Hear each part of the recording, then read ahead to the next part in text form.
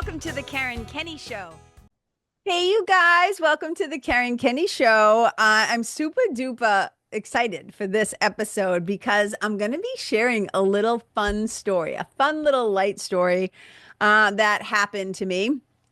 And even though the story is personal, as always on the Karen Kenney Show, anything that I share, even if it starts as a personal story, I'm sharing it because it's applicably universal, right? And this is what good stories do, is even though they're personal, other people can often say like me too, or they can see themselves in it, or they'll be like, oh my God, that happened like to me. And there's always also, of course, a spiritual concept or a tool or an idea or a principle or something that I'm sharing. Because hello, I'm a spiritual mentor, right? This is what I do, is help people to deepen their relationship to self, source, and spirit, however they define those things. So if you've been listening to my show, or you've worked with me one-to-one, or you're in my spiritual mentoring group, The Nest, or you've just been around in my world for a while, you have heard me at some point talk about spiritual teams, or you've heard me say the phrase STOTJ, spiritual team on the job. So this is like a little phrase in kind of my culture, or the people who are in the nest. When something happens, they'll just be like, oh my God, STOTJ, right? And so it's kind of a way that we let each other know that something happened. Now, some people might consider the story that I'm about to tell you. Some people might call it a coincidence or a coinky dink or synchronicity. You could call it whatever you want to call it. For me, I always say it's STOTJ. And really, here's the thing. I'll just tell you the story and you can take from it what you will, but then I'll break down a little bit deeper how it could be applicable in your own life, or maybe you'll relate and say, oh my God, something similar or whatever happened to me too. So let me just kind of set the scene. So I had a shoulder, well, I still am. I'm healing from a shoulder injury. That's how I like to say it. I don't like to say I have a shoulder injury, because me, who I really am beyond the body, right? Who I really am as a spiritual being is just fine. It's my body actually that is experiencing something funky in my shoulder. But the subconscious is really, I'm just taking a little detour. I'm just taking a little detour for a second, so stay with me. But the subconscious is always listening. And the subconscious and the body, right? The body has its own story to tell, and the subconscious is always listening, and words have power. So I try not to say things like I'm sick or I'm anxious, or I don't like to say I am and then put something after that that is not helpful to me. So I would rather say things like, I'm healing from, my body is healing from a shoulder injury. That's probably the most precise way for me to say it. Because I don't like to claim like I am sick or I am this, right? Or I even have to catch myself sometimes when I'm like, I have IBS. It's like, well, I think my body and my nervous system is still processing sometimes, right? Some of the stuff that went down in my childhood. So my body has IBS. Me, who I am as one of God's kids, as like spiritual being, is doing just fine. But my body's still working out some kinks, and that's okay. It's perfectly okay. So anyways, but I've had this, my body is healing from this shoulder injury. So I've been wearing my sling during the day to keep my arms still, so I'm not just flipping it around and not hurting myself when I'm at work and stuff like that. And this is part of the story, because I showed up for my yoga class the other night, right? And there were just a series of things that were happening at my yoga class. Number one, I can't use my right arm. So I already knew I couldn't do at the end of class. There's a head massage that I give everybody, a little arm and head massage, and I call it the wooshy wooshy. And I was already annoyed because I wouldn't be able to give everybody the wooshy wooshy, which I have been doing for like 20 plus years, So I was like, okay, no wishy wishy, fine. Now I'm carrying my bag that has my big speaker in it for music at the end of class in Shavasana. And my papers of like class attendance, all that shit's in the bag. I got that on my left arm. I got my keys in my pocket, and I'm like, okay, I didn't even bring my water up because I couldn't carry everything. And I was like, fine, whatever. And I get upstairs, and it was literally just a series of events. So the building that I hold my yoga class in is an old elementary school. So it's a really cool building, and it's now like a little community arts center. So there's like a daycare in the basement where well, not in the basement, but there's a daycare down where like the cafeteria was. There's like a dance studio on the first floor, a photography studio. There's people, a woman, and I think, I don't know if they're friends or whatever. And they have a whole like sewing, like quilting, whatever room. And then there's also another yoga studio in the basement. And then up on the second floor, there's like a lawyer's office. There's I don't know if they're in Congress or senator. There's somebody up there. And then there's also our yoga studio. Okay. So it's not my studio. I just like rent the space from the person. So we get there. All right. I'm already like down and arm, down and arm, carrying this big ass bag. I get upstairs and I open the door of the studio. Now, because you got to imagine an old elementary school, right? So there's these big ass heaters, like that, the old radiators, like all around the room. Now, in the winter, it is toasty. It is toasty in there. It's fantastic. But sometimes in the in-between season, as we're moving in, it can be a little chilly. But when I open the door, I'm like, oh my God, it's really cold in here. It's not even chilly. I'm like, this is cold. And I see all the space heaters are out. I'm like, here we go, here we go. Then you have to go through this like whole thing. Not look, my students don't have to deal with this. This is all me. They just come in, put their stuff down, get ready. But it's me doing the long math in my head, like, oh my God. Because here's the other thing, it's an old building. So if you plug in like too many of the heaters, then you blow a fuse, right? So just imagine it was like one thing after another. And I had just had it. I had just kind of had it with just the whole day with my arm, with the pain in my arm, with the heat. So I find out basically the heat is broken. So the landlord has to like fix the heat. It's this whole thing. Okay. So as I'm leaving, I leave and my sweetie's trying to make it easy on me. So he orders us some vegan pizzas that I'm now going to pick up after class. And that's the other reason why I'm like, I'm not bringing my water bottle. I'm not doing X, Y, and Z because I know I'm going to have to carry these friggin' pizzas like out to the car with one arm. Right? So you can imagine, right? So I survived yoga class. Everybody said it was a great class. It was fine. Oh, but we had a drop in. Okay, this is key to the story. I had a drop in student and she paid for the drop in with a check. And I put the check in my pocket of my hoodie along with my keys.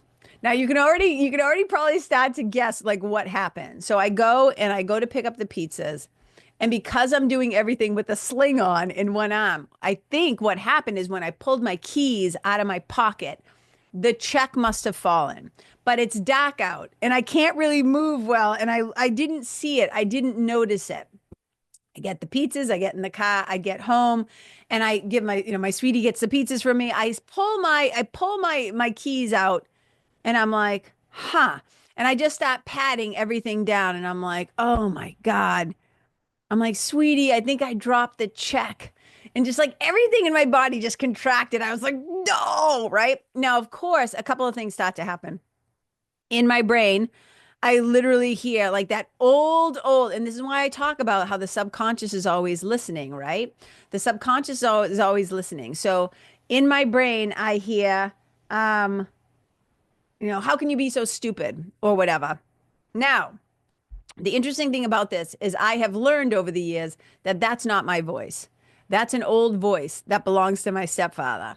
So when I hear that kind of, harshness towards myself, I pump the brakes immediately and I'm like, no, we're not doing that anymore. We don't play that tape anymore. That doesn't even belong to me. That wasn't even mine. That was somebody who hot potatoed me, their trauma and their bullshit, right? And what was said to them as a kid. And I'm like, I don't have to keep playing that tape. So I stopped that and I said, okay, look, it was extenuating circumstances. But I feel bad because now I'm like, oh my God, this woman came to the class and the room was cold and, and that never happens. It was just like one thing after another. It was like a steamroll of like a ball of shit rolling downhill that was just gaining speed, right? And I was like, no. So I felt bad. And I'm like, now I'm going to have to call this woman and tell her that I'd lost her check. And I was so nervous because if it was one of my checks, that's one thing. It would be my bank information on there, but it was somebody else's. And I was just like, oh my God.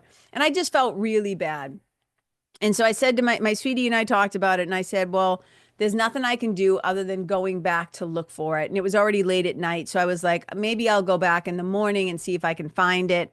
But the ground was wet. There was all these things. And I was just like, okay, so that's the setup. Okay. I try to let it go. I realized, worrying doesn't change anything. And then we started watching, TV. And like in the middle of one of the shows, I just paused the show and I said, turned to my sweetie and I said, man, that check is really bothering me. And it wasn't about like the 25 bucks. It's like, I'll eat the money. I wasn't going to make the woman like pay me again. It was my fault, the whole thing. But I felt really bad that her, check might be out there somewhere. And even though I know nobody can go and cash it or whatever, people could try to do something. But, anyhow, after I said that to him, I was like, you know what? I've just got to accept the situation. It happened. I can go look for the check in the morning.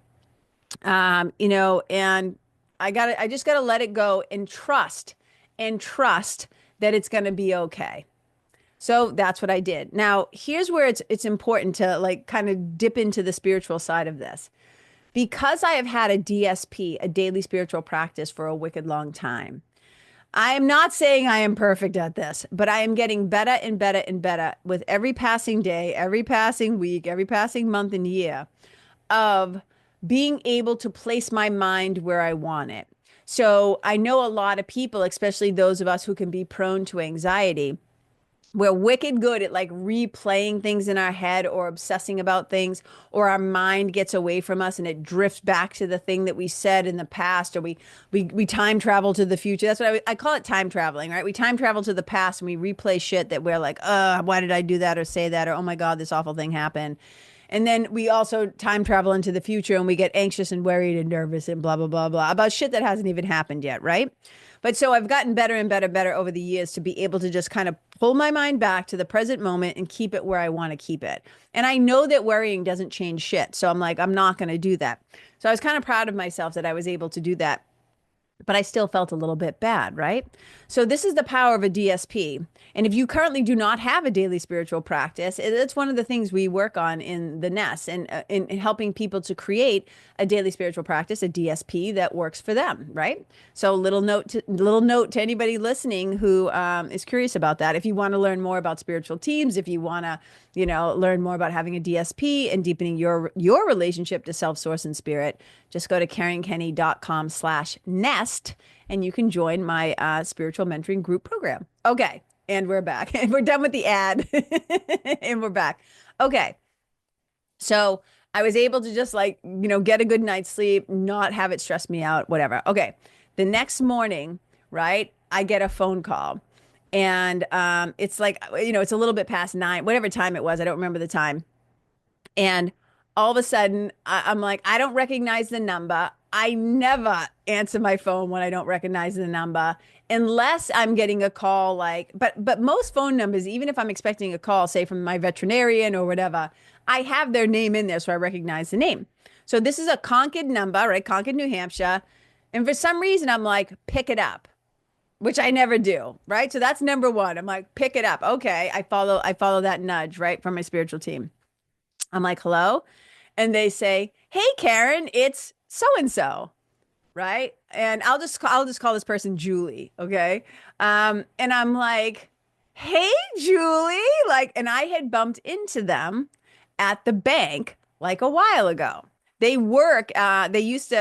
person used to work at my, what do you call those? My bank branch in Loudon. And then they shut it down, that branch. And then now this person is like a manager in Concord or whatever. And I'm like, oh my God. But when I ran into them at the bank, they had asked me about yoga. So I had just sent out an email the day before saying we have a new yoga session that's starting.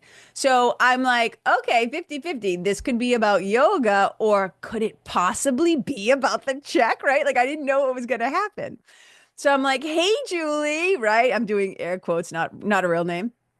I said, what's going on? She's like, well, I happen to have a check here with your name on it. And I was like, cut the shit. And I was like, what? And this is what they said to me. We have a gentleman who comes to the bank. He's developmentally disabled, right? These are her words. I'm just telling you what she said. He's developmentally disabled. And he found this check on the ground and he just wanted to make sure that nothing bad happened. Okay. So I'm standing there over at Flexible, like at my day gig, right? I'm in a sling, like hearing this news, and I'm like, what? First of all, the fact that this check was found, remarkable. The fact that this person wanted to be helpful and did the right thing, like doubly like, oh my God. So I continue and I say, okay. I'm like, but so now I'm trying to figure out the math because I never looked at the check. The yoga student handed me the check folded in half. I literally put it in my pocket. So I'm now going like, okay. And I say to her, so I have a TD Bank account, but that's not on the check. I said, was it a TD Bank check? Does my yoga student have a TD Bank account? Is that why this man brought it there? And she says, no, it's a Santander account. But he just found it, but this is his bank. So he brought it here. And I'm like, oh my God. So this is number 3. Like, holy shit. Not even like the odds, the odds. Then I say to her, did he hand the check to you? And she goes, yeah, he handed it to me. I happened to be out front because remember, she's a manager. Handed it to me. And I look down and I see the name and I think to myself, I know a Karen Kenney. So she says to the guy, thank you so much, right? I know Karen, I'll take care of it. She goes, and at first, I mean, then I looked down to the memo section on the check and I saw that it said drop in class. So I knew it had to be you. So then she calls me. You guys, let me just tell you something. I'm sitting here and I'm thinking, I'm literally doing the math in my head. And I go, I'm like, Julie, this is STOTJ. This is what I'm talking about. This is spiritual team on the job. I said, I literally thought in my head the night before, like, it's going to take like a miracle. There's going to have to be an act of God, right? Like, I'm like, the planets would have to align and I'm going to need to get. Now, look, in A Course in Miracles, we say that a miracle is a shift in perception from fear to love. Okay. We're not talking miracle the way that a lot of traditions think of it, like walking on water and like putting your hands on people and healing them. But like what becomes possible when the mind is in a place of love is miraculous, is miraculous. So I sat saying to her, I'm like, Julie, this is like STOTJ. I go, do the math with me. Do the math with me. 1, I lose this check and I don't know where I lose it. I don't know if I lose it at the yoga studio, in the yoga studio parking lot. I'm like, my sweetie and I checked my car. We couldn't find it anywhere. I'm like, the only other place I could have left it is at the vegan pizza place, right? And I'm like, first of all, that somebody found it. It was wet and rainy. I'm like, they find it and they do the right thing. Then they bring it to your bank where I have an account, even though it's not like, I'm like, that's number 3. Number 4, he gave it to you. Number 5, you recognize the name. Like, I just go down the thing. I was like, this is so fantastic. And I'm going to tell you guys why. Besides it being a great story, here's why it's fantastic. People will often say to me, like, after all the awful things that have happened in your life, all the trauma, all the dramas, all the things in your childhood, blah, blah, blah, blah, blah, blah, blah. How is it that you have such deep faith? And I have always said, now look, faith is considered, how do I say this? Faith is considered usually, it's described as believing in something without having proof, right? It's like kind of just like, I believe in it because I just do. Like, this is my belief system, right? I haven't maybe seen it with my own eyes, but I have faith that X, Y, and Z. Okay. But I have often responded to people. Part of why I have faith, it's not just blind faith. It's not just like, oh, I was raised a Catholic kid or, oh, blah, blah, blah, blah, blah, right? I've been a yoga teacher for so long. I've had a meditation, all these things, Course in Miracles student, da da da. Yeah, that's part of it. And it's not blind faith. I have just way too much evidence and proof that something loves me. Now, look, people get really weird around the God word, right? The G word. I'm doing little air quotes, the G word, right? I don't care what you call it. I don't care if you call it God, source, the creator, love, capital G, goodness, Jesus, Mother Nature, higher power, universe, good vibe. I don't care what you call it. I am comfortable with all those names. I don't get hung up on the names as a spiritual mentor. I'm interested in people developing their own personal relationship to whatever they happen to. I always say, insert your happy word here, whatever you happen to call it. Highest self. I don't care what you call it. However, here's what I know to be true. Throughout my lifetime, I have found that most people, I'm not going to say all, because some people, and this is a little sidebar, something I've seen, which is I find really fascinating, is that a lot of people have quote unquote faith until something awful happens to them or their family. And then they start blaming God, and all that faith gets questioned and out the window and whatever. Now, I'm not saying they shouldn't question that. Everybody's personal relationship with the divine is their relationship. I'm not judging anything. I think that I've just always been very clear that the awful things that have happened in this lifetime, like my mother being murdered, et cetera, were done at the hands of men. It had nothing to do with God, right? So I just believe, this is my faith. I just believe that something loves me, and I don't care what people call it. And some people can call that naive. Some people can call that Pollyanna-ish. Some people can just call that like whatever they want to call it. I don't care. This is just my belief, and I'm not here to tell anybody what to believe. But there's something that I have found that over the years, people who do have some sort of faith system, whether they entered that through AA and recovery, or they came up in a certain religion, or they found yoga later in life, or a meditation practice, or whatever it is, right?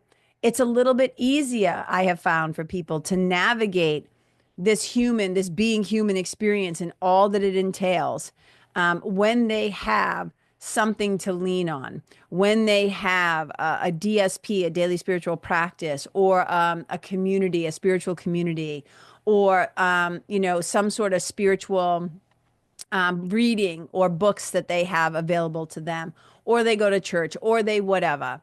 I have found that when people have something, like Ashwaran, my meditation teacher, says that like part of what spiritual practice does is it helps us to discover and create within ourselves that sanctum sanctorum, that place within us that can never be disturbed, no matter how rough things get out there. That is our place of like installing internal stabilizers, he called it.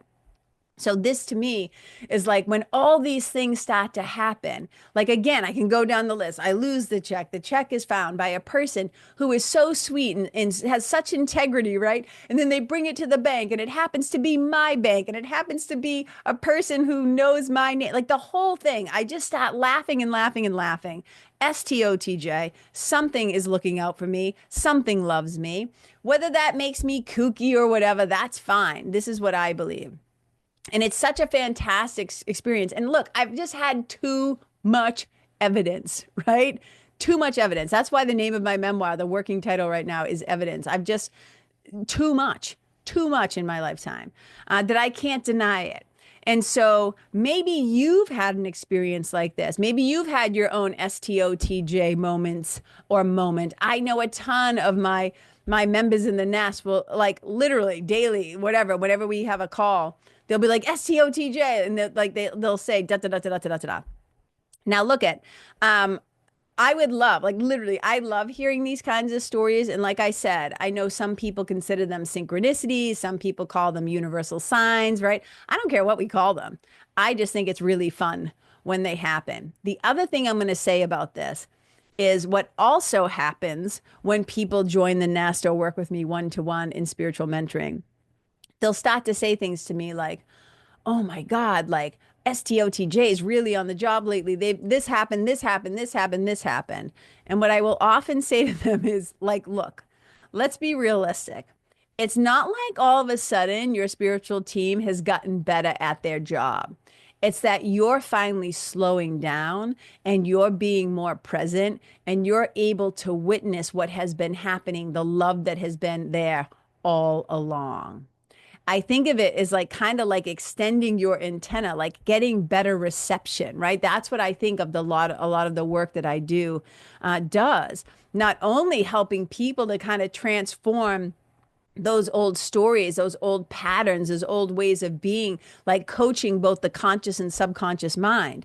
It's also like kind of giving them access. And in A Course in Miracles, we talk about it like, not, it says like the famous line, your task is not to seek for love.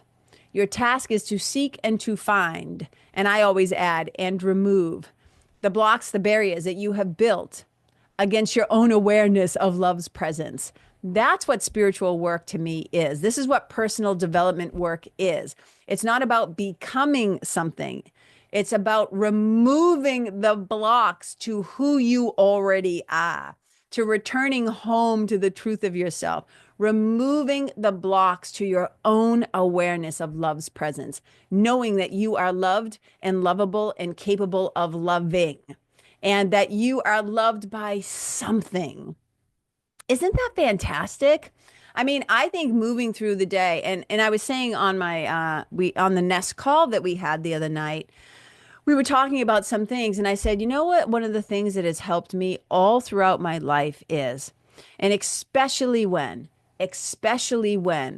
I might be making a choice or a decision or something that my inner teacher is guiding me to do. And whether we call that inner teacher, divine intelligence, Holy Spirit, I don't care what we call it, right? Intuition, instinct. But when my inner teacher, in spirit is like whispering to me and saying, hey, this is something you have to do, especially when I know it might disappoint somebody else or somebody else might get their panties in a bunch or be upset or whatever. And of course, I always try to be mindful when I'm making these decisions. But one of the things I've often said is, even if nobody else understands why I'm doing this, even if nobody else gets it, even if everybody else gets mad at me, I'm like, God loves me. God loves me. That might be for you, something loves me. And so I have always found that so calming, not just for my heart, right? Like my emotional heart, but also for literally my physical nervous system, to know that I'm always being held and that something greater than me is guiding me and will always be there for me. And that to me is one of the most beautiful things about having a DSP and deepening your relationship to self, source, and spirit is that, it goes beyond just the very superficial, right? It goes deep into who we are, how we're showing up in the world, who we are being, right? Who we are being. And this is why I say, like, it goes beyond just the superficial, like the mala beads and the rosaries and all the little tools, right? The tarot cards and the readings and the Palo Santo, what do you call that stuff? The stuff, totally having a menopause brain moment. I can see it in my mind. Incense and the incense, right? Like all those things. Those to me are beautiful and lovely, and they enhance things, right? They create tone and mood and vibe, and like they can be a part of our process, right?